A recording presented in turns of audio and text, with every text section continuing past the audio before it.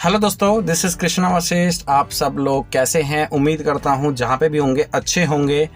और आज मैं इस वीडियो में आप लोगों को कराने वाला हूं सीटेट 2019 का सीडीपी क्वेश्चन पेपर, जहां पे मैं डिस्कस करूंगा चाइल्ड डेवलपमेंट एंड पैडागोजी को एज़ यूजुअल। और मैं कवर करूंगा पेपर फर्स्ट, ठीक है, जो कि प्राइमरी लेवल होता है, पहला ही पेपर है। डिस्कस करेंगे 30 क्वेश्चंस को। और नॉर्मली मैं 15 क्वेश्चन कराता हूं, लेकिन आज जो है मैराथन क्लास मैं लूँगा और 1 से लेकर 30 तक सारे क्वेश्चन जो हैं बड़े अच्छे से समझेंगे, करेंगे। तो चलिए दोस्तों स्टार्ट करते हैं।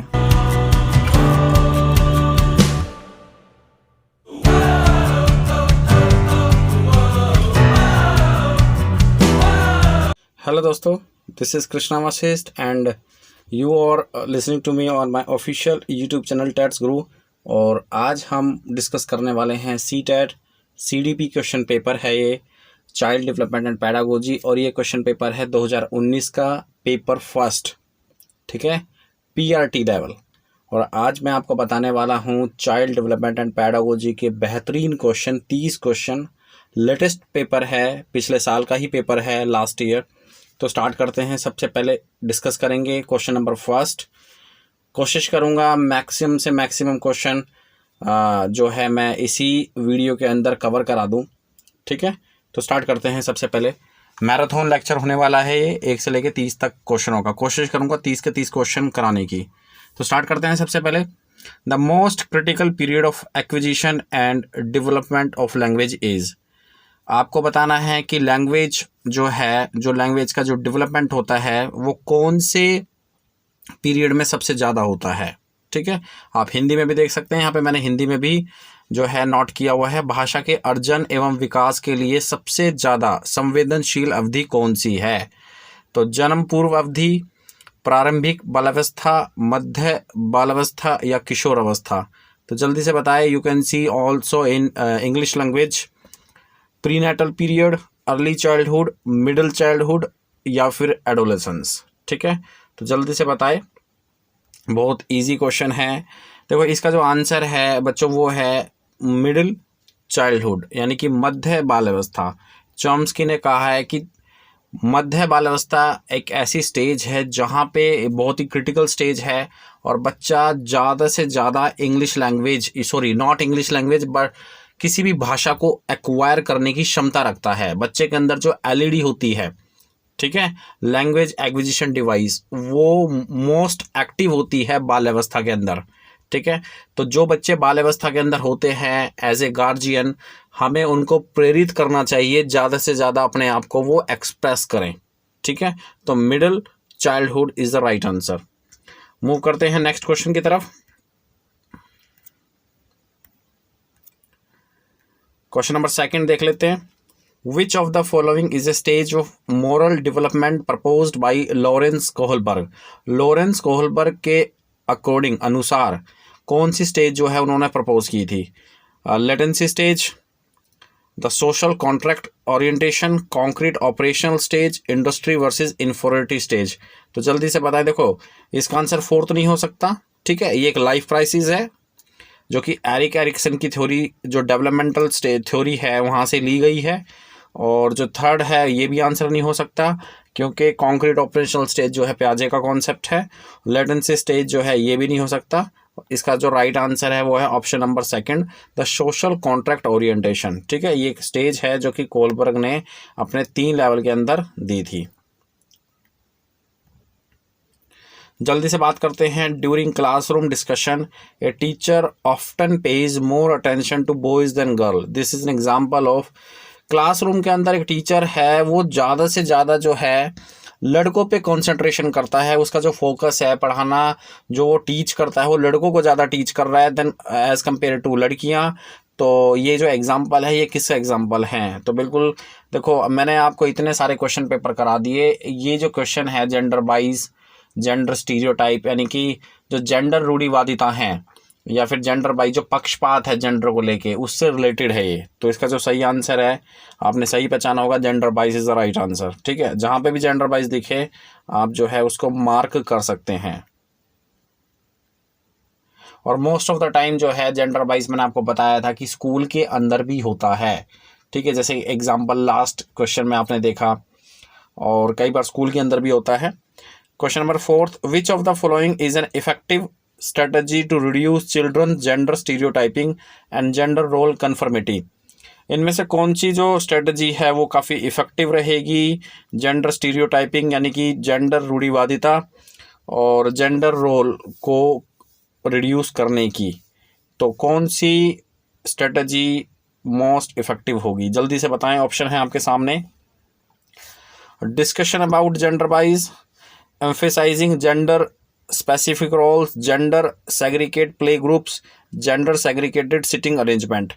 मैं एक बार आपको हिंदी में भी दिखा देता हूँ, हिंदी में भी आप पढ़ सकते हैं साथ में, ठीक है। बच्चों में जेंडर रूढ़िवादिता एवं जेंडर भूमिका अनुरूपता को कम करने के लिए निम्नलिखित में से कौन सी पद्धति प्रभावशाली है? ठीक है, कौन सी स्ट्रेटजी जो है वो इफ़ेक्टिव होगी?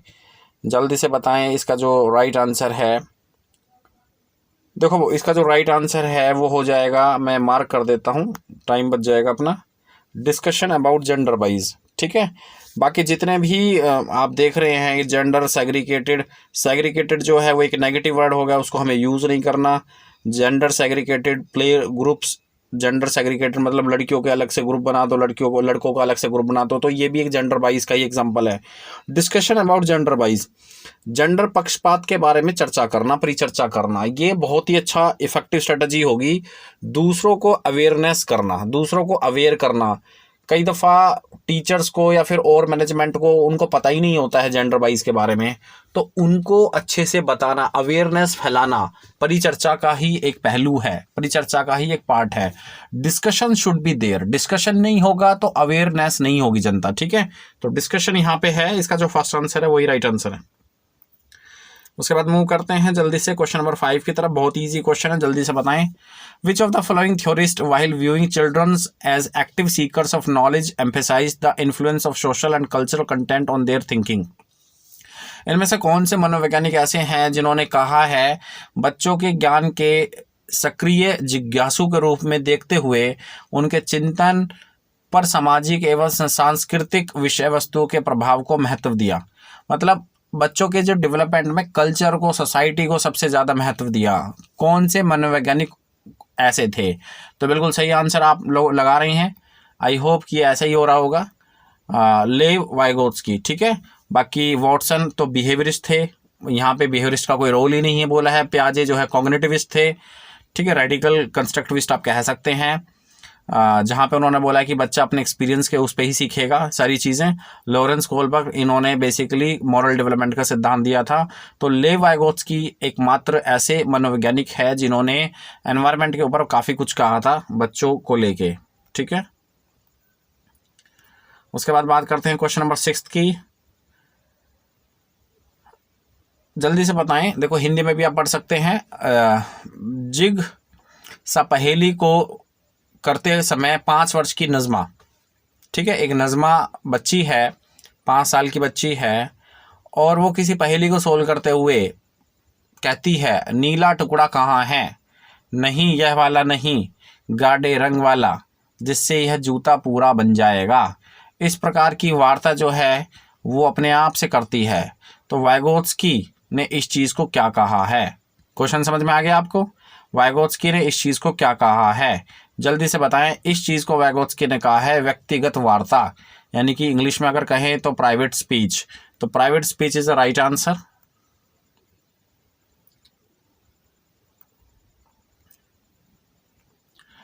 बात करते हैं क्वेश्चन नंबर 7 की। Giving cues to children and offering support as when needed is an example of. बच्चों को संकेत देना तथा आवश्यकता पड़ने पर सहयोग प्रदान करना। बच्चों को संकेत देना तथा आवश्यकता पड़ने पर सहयोग प्रदान करना, बच्चों को फैसिलिटेट करना, ठीक है। निम्नलिखित में से किसका उदाहरण है? तो आप बताएं किसका उदाहरण है? रीइंफोर्समेंट, पुनर्बलन, कंडीशनिंग, अनुबंधन, मॉडलिंग, किसी चीज़ को देख के सीखना, या फिर स्कैफोल्डिंग, ढांचा। जल्दी से बताएं किस चीज़ का एग्जाम्पल है? बच्चों को संकेत देना तथा आवश्यकता पड़ने पर उसको सहयोग करना, बच्चों को छोटा छोटा क्लूज देना, ठीक है, और फिर जहां उनको प्रॉब्लम है वहां पे उन प्रॉब्लम को बताना कि बेटा ऐसे होगा, खुद करके नहीं दिखाना लेकिन बच्चों को प्रोत्साहित करना। इसको बोला गया है स्कैफोल्डिंग, जो कि टेम्परेरी होती है, हम बच्चों की परफॉर्मेंस यानी कि लेवल के हिसाब से इसको घटाते बढ़ाते हैं। Scaffolding, this concept was given by लेव वाइगोत्स्की। ठीक है, बहुत ही इंपॉर्टेंट थ्योरी है, बहुत ही इंपॉर्टेंट कॉन्सेप्ट है। अगर आपको अच्छे से पढ़ना है तो मैंने अपने यूट्यूब चैनल पर वीडियो भी बना के डाला हुआ है, आप वो भी देख सकते हैं। ठीक है, आपको अच्छे से समझ में आएगा, आप नोट्स भी बना सकते हैं। और ये इतना इंपॉर्टेंट क्वेश्चन है कि कई बार आ चुका है, ऐसा क्वेश्चन एग्जाम में आता है। Scaffolding is the right answer, option number 4। जल्दी से मूव करते हैं क्वेश्चन नंबर 8 की तरफ। Which of the following behaviours characterised the concrete operational stage as proposed by Jean पियाजे। तो जीन पियाजे के अकॉर्डिंग कॉन्क्रीट ऑपरेशनल स्टेज के अंदर कौन सी करैक्टरिस्टिक बच्चा शो करता है। ठीक है, कौन सी करैक्टरिस्टिक बच्चा शो करता है कॉन्क्रीट ऑपरेशनल स्टेज में। तो जल्दी से बताएं इसका राइट आंसर क्या हो जाएगा। ठीक है, देखो फर्स्ट ऑप्शन नहीं हो सकता, हाइपोथेटिकल डिडक्शन, ये आपका 4th स्टेज में होता है। अच्छा, उसके बाद डेफर्ड इमिटेशन ऑब्जेक्ट परमानेंस, ये आपका सेंसरी मोटर स्टेज या फिर प्री ऑपरेशनल स्टेज बीच में होता है। Conservation is the right answer. ठीक है, जहाँ पे बच्चा संरक्षण या कक्षा समावेशन के बारे में सीखता है। संरक्षण मतलब जो मैंने आपको कई बार बता दिया है कि बच्चा, एक वीडियो भी मैंने आपको बताया हुआ है कंजर्वेशन के बेस पे, आप वो वीडियो मेरे चैनल पर देख सकते हैं। लाइफ टाइम मैंने एक्सपेरिमेंट करके दिखाया है बच्चे के साथ। ठीक है, बच्चा जो है एक ही पर्सपेक्टिव को काउंट करता है और वो कंजर्वेशन नहीं कर सकता। जैसे अगर मैं मैथमेटिकल भाषा में समझाऊँ 1+2, अगर आपने बच्चे से पूछा 1+2 कितना होता है तो वो कहेगा 3 होता है, लेकिन अगर आप बच्चों को कहोगे 2+1 कितना होता है तो फिर वो नहीं समझ पाएगा। ठीक है, तो कहने का मतलब ये है। अब जैसे फॉर एग्जांपल इससे रिलेटेड मेरे को एक एग्जांपल याद आ गया वाइगोत्स्की ने, और इसको रियल लाइफ एग्जांपल भी कहते हैं। एक बार वाइगोत्स्की बेसिकली वाइगोत्स्की के बारे में ये कहा जाता है, उन्होंने जितने भी एक्सपेरिमेंट्स किए थे बेसिकली उन्होंने अपने बच्चे पे किए थे। ठीक है, तो लैब के अंदर उन्होंने अपने बच्चे पे किए थे और बच्चे को उसने एक बार बोला कि बेटा चलो मैं एक स्कूल लेके चलता हूँ आपको। तो बच्चे को उसने स्कूल ड्रॉप किया और इस तरीके से वो चला। मान लो यहाँ पे स्कूल है। ठीक है, अब स्कूल छोड़ते हुए उसने बच्चे को बोला कि बेटा अब मैंने छोड़ दिया है, जब स्कूल की छुट्टी होगी तो वापस आप घर आ जाना। तो बच्चे ने कहा कि पापा मैं घर से स्कूल आ सकता हूँ लेकिन स्कूल से घर नहीं आ सकता। तो ये कंजर्वेशन का बेहतरीन एग्जाम्पल है। ठीक है, आई होप कि आपको समझ में आ गया होगा। उसके बाद which of the following is a Piagetian construct in the context of cognitive development of children. मतलब पियाजेशन के अकॉर्डिंग, जो पियाजे ने थ्योरी दी थी उसके अकॉर्डिंग कॉग्निटिव डेवलपमेंट के अंदर उन्होंने एक टर्म को इंट्रोड्यूस किया है। वो कौन सी टर्म है जल्दी से बताएं, बहुत ही ईजी सा क्वेश्चन है। First is the right answer schema. Schema जो है, जहाँ पे बच्चे जो हैं नए नए वर्ड जो है एनवायरनमेंट में सीखते हैं और वो वर्ड जो है अपने ब्रेन के अंदर लोकेट करते हैं, स्कीमा बनाते हैं। ठीक है, उसे स्कीमा कहते हैं। और ये चेंज भी होता है, अडेप्शन, एसिमुलेशन, सारा कुछ मैंने आपको समझाया हुआ है ऑलरेडी, आप देख सकते हैं चैनल पर। Schema is the right answer. बात करते हैं क्वेश्चन नंबर 10 की। Primary objective of assessment should be. Assessment यानी आकलन का प्राथमिक उद्देश्य क्या है, क्या होना चाहिए, जल्दी से बताएं। आकलन का प्राथमिक उद्देश्य क्या होना चाहिए, पैडागोजी का क्वेश्चन है, जल्दी से बताएं, शिक्षण शास्त्र से रिलेटेड है। विद्यार्थी के लिए श्रेणी निश्चित करना, ठीक है, या फिर संबंधित अवधारणाओं के बारे में बच्चों की स्पष्टता तथा भ्रांतियों को समझना, विद्यार्थियों के प्राप्त अंकों के आधार पर उनको नामांकित करना, रिपोर्ट कार्ड में उत्तीर्ण या अनुत्तीर्ण अंकित करना। जल्दी से बताएं। देखो ऐसे क्वेश्चनों में आप जो बहुत ही ज़्यादा अप्रोप्रिएट आंसर आपको दिख रहा है ना, वही आपको लगाना होता है। ठीक है, तो इसमें जो अप्रोप्रिएट आंसर आपको दिख रहा है वो है आपका option number 2, understanding childrens clarity. मतलब आकलन का एक प्राथमिक उद्देश्य यही होना चाहिए कि आप जो है बच्चों की कॉन्सेप्ट क्लियरिटी उसको कितना हुआ है वो अच्छे से समझें। ठीक है, बच्चों को कन्फ्यूजन कितनी है रिलेटेड टॉपिक से वो अच्छे से समझें। तो चाहे वो आपका फॉर्मेटिव असेसमेंट हो, चाहे वो आपका सबमेटिव असेसमेंट हो, उस सभी का प्राथमिक उद्देश्य यही होना चाहिए, प्राइमरी जो गोल है वो यही होना चाहिए। ठीक है, उसके बाद मूव करते हैं। विच of the following statement about intelligence is correct. Intelligence को लेके यानी कि बुद्धि के बारे में इनमें से कौन सा कथन सही है, जल्दी से बताएं। बुद्धि के बारे में इनमें से कौन सा कथन सही है। तो देखो पहला जो है intelligence is a fixed ability, बिल्कुल गलत, क्योंकि जो बुद्धि के बारे में जो बहुत सारी बेसिकली परिभाषाएं हैं, डेफिनेशंस हैं, वो एक्चुअली में बहुत सारी हैं, आपको पता है 3-4 डेफिनेशंस हैं या 3-4 से भी ज़्यादा हो सकती हैं। Intelligence can be accurately measured and determined by using standardised test. Intelligence को हम एक्यूरेटली मेजर कर सकते हैं? नहीं कर सकते, बिल्कुल भी नहीं कर सकते। ठीक, अनुमान लगा सकते हैं, हमारे पास कुछ टेस्ट है, IQ टेस्ट वगैरह। Third, intelligence is a unitary factor and single trait. जो इंटेलिजेंस है वो सिंगल ट्रेट है, बिल्कुल गलत बात है, एकाकिक विशेषक नहीं है ये। Fourth is the right answer, intelligence is a multiple dimension. क्योंकि मल्टीपल डायमेंशन क्यों बोल रहा हूं मैं? क्योंकि इंटेलिजेंस की बहुत सारी डेफिनेशन हमने याद की हुई हैं, तो this is the multiple dimension. अलग अलग सर्कमस्टांसिस पे डिपेंड करता है इंटेलिजेंस को लेके, ठीक है। तो इंटेलिजेंस की कोई एक डेफिनेशन, कोई फिक्स कॉन्सेप्ट नहीं है। Ruhi always thinks of multiple solutions to a problem, many of which are original solution. Ruhi is displaying characteristic of AN. देखो, रूही हमेशा समस्या के एकाधिक समाधानों के बारे में सोचती है।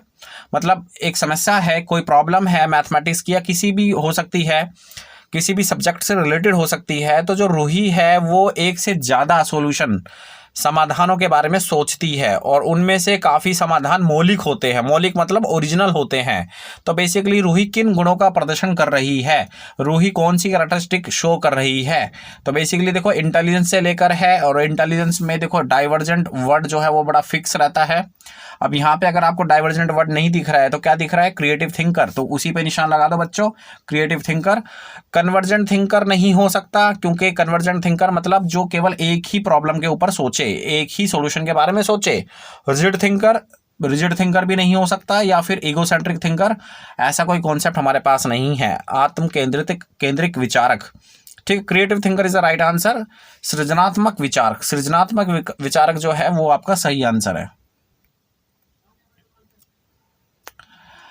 In a situation of less participation of students belonging to a deprived group in teaching learning process, a teacher should। देखो, शिक्षा अधिगम प्रक्रिया में वंचित समूह से संबंधित विद्यार्थियों के द्वारा सहभागिता कम होने की स्थिति में एक शिक्षक को क्या करना चाहिए? ठीक है, देखो एक सिचुएशन ऐसी है जहां पे जो डिप्राइव्ड ग्रुप है, मतलब वंचित समूह, माइनॉरिटी भी कह सकते हैं, जो हमारे समाज में बिल्कुल वंचित हैं, ऐसे समूह में जो बच्चे हैं वो पार्टिसिपेट कर रहे हैं या नहीं कर रहे हैं, उनका पार्टिसिपेशन कम हो रहा है। ठीक है, जो डिप्राइव्ड जो सोसाइटी से आते हैं ऐसे बच्चे, जो माइनॉरिटी ग्रुप से आते हैं ऐसे बच्चे, आप एज ए टीचर देख रहे हैं कि उनका पार्टिसिपेशन कम है, ठीक है, लर्निंग प्रोसेस के अंदर, अधिगम के अंदर। तो एज ए टीचर आपको क्या करना चाहिए? ठीक है, तो पढ़ें ऑप्शन, सिंपल सा क्वेश्चन है, पैडागोजी से रिलेटेड है। ऑप्शन 4 आपको करेक्ट लगेगा। Reflect on her own teaching and finds way to improve students involvement. मतलब आप सबसे पहले अपने शिक्षण पद्धति पर विचार करेंगे कि भाई अपने मतलब स्टाइल पर विचार करेंगे कि आप कैसा पढ़ा रहे हैं।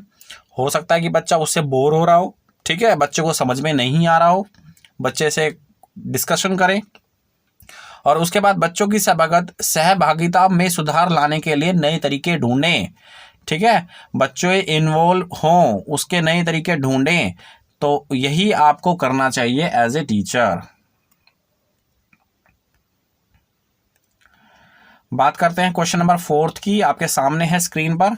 इन a inclusive classroom a teacher dash individualised education plans.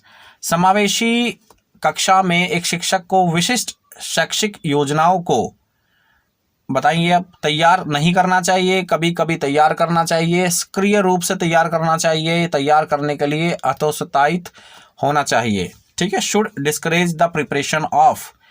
तो कोई भी इंक्लूसिव क्लासरूम है, टीचर को क्या करना चाहिए, मतलब एजुकेशन प्लान बनाने के दौरान क्या करना चाहिए? तो कौन सा ऑप्शन यहाँ पे आपको अप्रोप्रिएट लग रहा है? जो ऑप्शन आपको यहाँ पे अप्रोप्रिएट लग रहा है उसको रखो। शुड नॉट प्रिपेयर, देखो एजुकेशन प्लान तो बनना ही चाहिए, तो इसको नहीं बनाने का कोई मतलब ही नहीं है। शुड ओकेजनली प्रिपेयर, ये ऑप्शन भी नहीं हो सकता, ओकेजनली नहीं होता, कोई शादी ब्याह थोड़ी ना है कि ओकेजनली में जाओ भाई, ठीक है। शुड एक्टिवली प्रिपेयर, या फिर फोर्थ ऑप्शन भी नहीं हो सकता, should discourage the preparation of. Discourage word जो है बड़ा नेगेटिव वर्ड माना जाता है। Option number third, should actively prepare, यानी कि टीचर को जो है सक्रिय रूप से तैयार करना चाहिए, एक्टिवली तैयार करना चाहिए। ठीक है। इंडिविजुअलाइज्ड एजुकेशन प्लान, मतलब एक एक बच्चे को लेके उसके क्या टारगेट हैं, एटलीस्ट जिस क्लास का वो इंचार्ज है वहां पे वो चीज कर सकता है। मान लो अगर एक क्लास में 20 बच्चे हैं तो 20 बच्चे में इंडिविजुअल बच्चे को लेके पूरे सेशन में इसको मैं कैसे लेके चलूंगा। ठीक है। और इसके पढ़ने के तरीके कैसे कैसे हैं, कैसे बच्चा पढ़ता है, तो वो इंचार्ज या टीचर से के अलावा कोई और नहीं बताएगा। ठीक है। तो इंडिविजुअलाइज्ड एजुकेशन प्लान बनाने के लिए टीचर को एक्टिवली जो है इन्वॉल्वमेंट दिखानी पड़ेगी। यही एक समस्या है, यही एक चैलेंज है। समस्या तो नहीं कहूंगा, यही एक चैलेंज है टीचिंग फील्ड में। This is not an easy task बच्चों। फिर से बच्चा बोल दिया, sorry for that.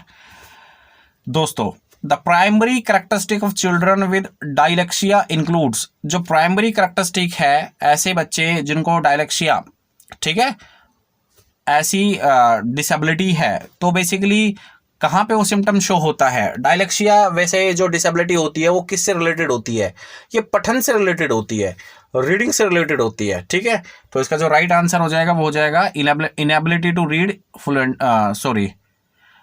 Inability to read fluently is the right answer. ठीक है। धारा प्रवाह पढ़ने की अक्षमता, ठीक है, मतलब जल्दी से वो पढ़ नहीं पाते हैं। और ऐसे बच्चे जिनमें डायलेक्सिया होता है उसमें आपने कॉमनली रूप से देखी होगी ये प्रॉब्लम कि बच्चे जो हैं स्लो पढ़ते हैं। उसके बाद क्वेश्चन नंबर 16 की बात करेंगे जल्दी से। The concept of inclusive education as advocated in the right to education act 2009 is based on. Basically शिक्षा का अधिकार अधिनियम 2009 में उल्लेख की गई समावेशी शिक्षा की अवधारणा निम्नलिखित में से किस पर आधारित है। मतलब जो इंक्लूसिव एजुकेशन के अंदर जो राइट टू एजुकेशन का कॉन्सेप्ट चल रहा है 2009 से, बेसिकली ये किस चीज़ पर बेस्ड है। द बिहेवियरिस्टिक प्रिंसिपल यानी कि व्यवहारवादी सिद्धांत है, या sympathetic attitude towards disabled student, या फिर राइट बेस्ड ह्यूमनिस्टिक पर्सपेक्टिव। ठीक है। तो इसका जो सही आंसर है दोस्तों, इसका जो सही आंसर है वो हो जाएगा ऑप्शन नंबर 3। ये राइट बेस्ड अधिकार है ये बच्चों का, और ये मानवतावादी बेसिकली ह्यूमनिस्टिक कॉन्सेप्ट है कि भाई सभी का अधिकार है राइट टू एजुकेशन के लिए, सबका अधिकार है, सबको पढ़ना चाहिए। ठीक है। और ये व्यवहारवादी ना होके, ठीक है, या फिर वोकेशनल एजुकेशन ना होके बेसिकली एक मानवतावादी कॉन्सेप्ट है। ठीक है, ह्यूमनिस्टिक।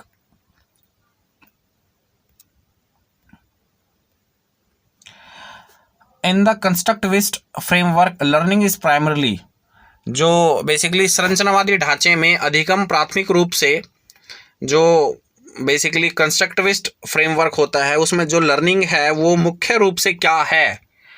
तो जो अप्रोप्रिएट आपको आंसर लग रहे हैं उसको आप काउंट करें। रोट मेमोराइजेशन, रट्टे मारने वाली बात आ गई यहाँ पे, तो भाई तो ये ऑप्शन नहीं हो सकता। सेंटर्ड अराउंड रीइंफोर्समेंट, ये भी नहीं हो सकता, बार बार हम रीइंफोर्स नहीं करेंगे। एक्वायर्ड थ्रू कंडीशनिंग अनुबंधन, ये भी नहीं होगा। इसका जो राइट आंसर है वो 4th है। Focused on the process of meaning making, मतलब अवबोधन की प्रक्रिया पर केंद्रित है। जो लर्निंग हम बच्चों को करा रहे हैं वो बेसिकली मीनिंग मेकिंग होनी चाहिए, उसका मीनिंग होना चाहिए। ठीक है।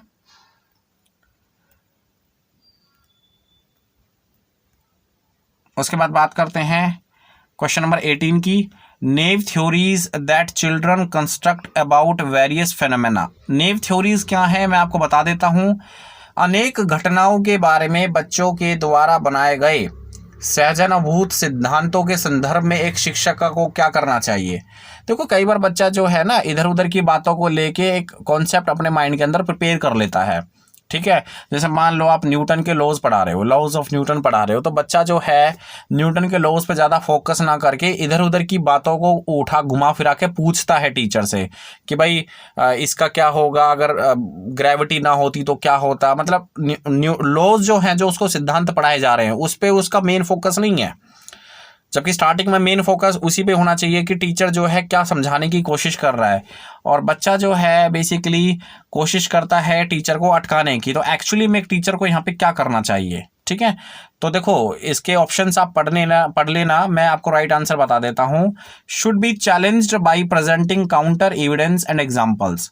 ठीक है, बेसिकली टीचर को जो है बच्चों को चैलेंज करना चाहिए। बच्चा अगर कोई थ्योरी लेके आ रहा है उसने अपने माइंड में एक थ्योरी बना ली है, ठीक है, जो वो टीचर से पूछ रहा है, तो एक्चुअली में यहाँ पे टीचर को घबराना नहीं चाहिए। टीचर को ना तो बच्चे को डांटना चाहिए, ना टीचर को पनिशमेंट करना चाहिए, ठीक है, और ना टीचर को यहाँ पे इग्नोर करना चाहिए। एक्चुअली में टीचर को ये बात समझनी चाहिए कि बच्चा थ्योरी बनाएगा, तो एक्चुअली में अगर वो गलत थ्योरी अपने अंदर प्रिपेयर कर रहा है, अपने माइंड के अंदर उसको बना रहा है, तो एक्चुअली में यहाँ पे टीचर को काउंटर करना चाहिए बच्चों को, और बच्चों को पूरी अपॉर्चुनिटी देनी चाहिए कि वो अपनी एक्चुअली में डायलॉग करें। वहाँ पे डिस्कशन होगा तो दो चीज़ें टीचर को भी सीखने को मिलेगी, दो चीज़ें बच्चों को भी सीखने को मिलेगी। एक्चुअली में यहाँ पे बच्चों के इन्वॉल्वमेंट के लिए ही ये चीज़ें होती हैं। तो टीचर को क्या करना चाहिए, टीचर को जो है फर्स्ट ऑफ ऑल टीचर को चैलेंज करना चाहिए, ठीक है, और प्रमाणित जो है लॉज, प्रमाणित यहाँ पे मैं कह रहा हूँ स्टेटमेंट टीचर को रखनी चाहिए बच्चों के सामने, जो कि ऑथेंटिक हो, जिसको बच्चा समझे, समझने के बाद जो है बच्चा उसको अच्छे से समझ जाए। तो एक्चुअली में प्रतिकूल प्रमाण एवं उदाहरणों को प्रस्तुत करके बच्चों के इन सिद्धांतों को चुनौती देनी चाहिए। ठीक है, तो बेसिकली यहाँ पे एक डायलॉग होगा, डायलॉग से बच्चा अच्छे से, उसका कम्युनिकेशन अच्छा होगा, बेटर होगा।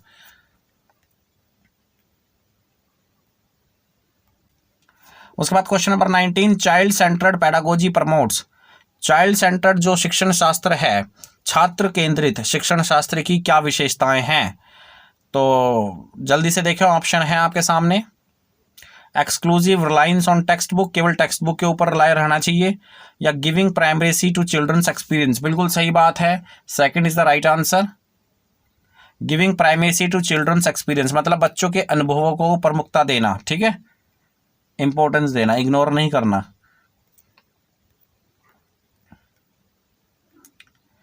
उसके बाद बात करते हैं इमोशंस आर कॉग्निशन आर। तो emotion and cognition are basically संवेग एवं संज्ञान एक दूसरे से क्या हैं, सेपरेट है, इंडिपेंडेंट है, या नॉट रिलेटेड है? तो इसका जो सही आंसर हो जाएगा बिल्कुल सही, इंटरवोवन मतलब सन्निहित, एक दूसरे, बाई डायरेक्शनल। इमोशन जो है कॉग्निटिव को इफेक्ट करता है और कॉग्निशन जो है इमोशन को इफेक्ट करता है, ठीक है, तो एक दूसरे से इंटर रिलेटेड है, वो भी बाई डायरेक्शनल है।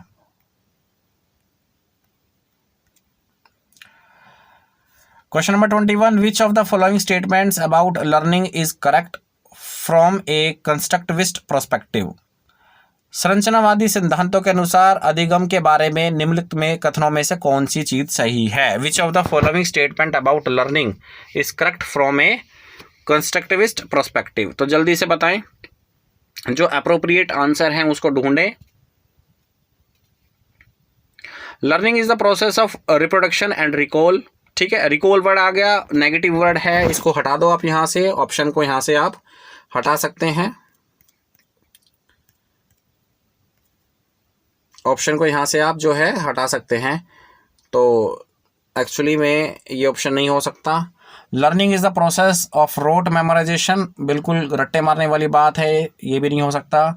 Learning is a conditioning of behaviours, और बिहेवियरिस्ट अप्रोच को भी यहाँ पे हम एक्सक्लूड करते हैं न्यू साइकोलॉजी के अंदर। फोर्थ जो है इसका राइट आंसर है, learning is the process of construction of knowledge by active engagement. बच्चों को वहाँ पे एक्टिव एंगेजमेंट होना पड़ेगा, अगर बच्चे जो है एक्टिवली पार्टिसिपेट नहीं कर रहे हैं तो लर्निंग नहीं हो सकती। बात करते हैं presenting student with clear examples and non examples. Student के सामने जब हम उदाहरण रखते हैं या फिर गैर उदाहरण रखते हैं तो एक्चुअली में हम क्या कर रहे हैं? It is an effective way to encourage conceptual change, leads to confusion create करते हैं। भाई उदाहरण देना तो एक अच्छी बात होती है ना, तो कन्फ्यूजन कहाँ से होगी वहाँ पे? Causes gaps in their understanding of concept, बिल्कुल भी गैप नहीं आएगा। Focus on procedural knowledge, procedural knowledge भी यहाँ पे एक नेगेटिव वर्ड है। प्रोसीजरल नॉलेज मतलब होती है बच्चों कि मतलब जैसे बुक में लिखा हुआ है प्रोसीजर, बिल्कुल same to same as it is वो याद कर लेना, वो होती है प्रोसीजरल नॉलेज, जो कि एक रट्टा मारने वाली आदत पड़ेगी बच्चों में। तो first is the right answer.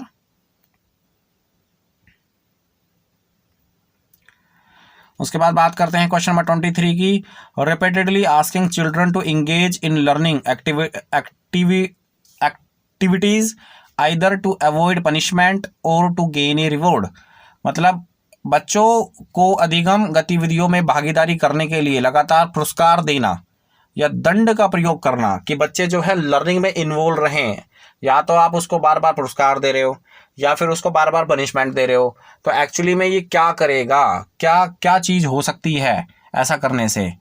Decrease extrinsic motivation, उसकी मोटिवेशन डिक्रीज होगी एक्सट्रिंजिकली।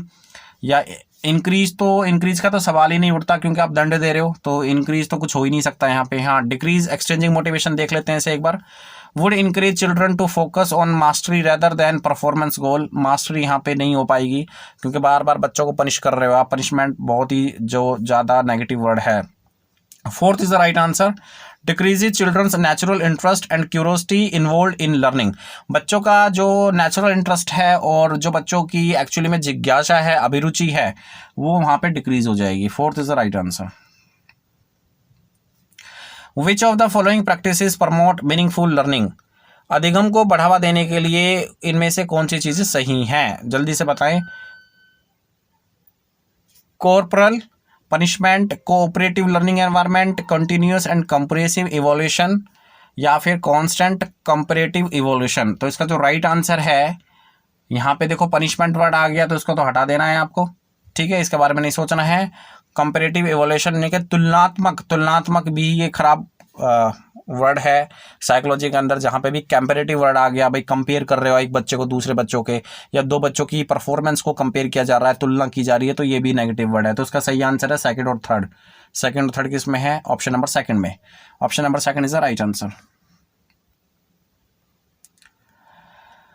How can teachers facilitate understanding of complex concept in children. Teacher जो है किस तरीके से फैसिलिटेट करेगा कॉम्प्लेक्स कॉन्सेप्ट को चिल्ड्रन की समझ के अंदर, ठीक है। या शिक्षक बच्चों के जटिल अवधारणाओं की समझ को किस प्रकार सहज कर सकते हैं, जल्दी से बताएं। देखो, जो आपको अप्रोप्रिएट आंसर लगे, जो चारों में से सबसे अच्छा आंसर आपको लगे, वही आपको मार्क करना है। मैं बार बार रिपीट कर रहा हूँ। बाय डिलीवरिंग ए लेक्चर, बिल्कुल गलत बात है। लेक्चर को डिलीवर करना एज इट इज़, जो टीचर पढ़ के आया है, रट्टा मार के आया है, वही बच्चों के सामने आके बोल देना, तो वो गलत बात होती है। बाय ऑर्गेनाइजिंग कॉम्पिटिटिव इवेंट्स भी नहीं। बाय रिपीटेटिव मैकेनिकल ड्रिल, ये भी नहीं क्योंकि बच्चों के ऊपर स्ट्रेस बढ़ाइए। By providing opportunity for exploration discussion, तो ये सही आंसर है क्योंकि अपॉर्चुनिटी वर्ड आ रहा है इसमें और डिस्कशन भी आ रहा है, एक्सप्लोरेशन भी आ रहा है। देखो, सब कुछ ही आ रहा है, तो कहने की कोई ज़रूरत ही नहीं है। मूव करते हैं क्वेश्चन नंबर 26 की तरफ। A primary school teacher can encourage children to become effective problem solver by. Primary school का टीचर जो है बच्चों को उत्साहित कर सकता है एक इफेक्टिव प्रॉब्लम सोल्वर बनने के लिए, तो उसको क्या करना चाहिए, क्या वो करे। तो देखो ऑप्शन, देखो अप्रोप्रिएट आंसर्स आपको लगाना है, बिल्कुल सही बात है। कई दफ़ा जब हम पेडागोजी नहीं भी पढ़ के जाते हैं ना, तो देखो क्रैक करना इतना इजी है सीटेट कि आप जो है चारों में से अप्रोप्रिएट आंसर देखें। तो फर्स्ट जो है मटेरियलिस्टिक रिवॉर्ड, बिल्कुल गलत चीज़ हो जाएगी यहाँ पे। मटेरियलिस्टिक रिवॉर्ड होते हैं बच्चों को रीइंफोर्स करना, और जैसे मान लो कोई चॉकलेट दे दी, ठीक है, या कोई स्टार दे दिया, ये मटेरियलिस्टिक रिवॉर्ड है और बच्चे को आदत पड़ जाएगी इन चीज़ों की। प्रोसीजर नॉलेज मैंने आपको पहले भी बताया था, तो ये भी एक नेगेटिव वर्ड है। डिसमिसिंग एंड पेनलाइजिंग, तो ये भी एक नेगेटिव वर्ड है। राइट आंसर इसका फोर्थ हो जाएगा।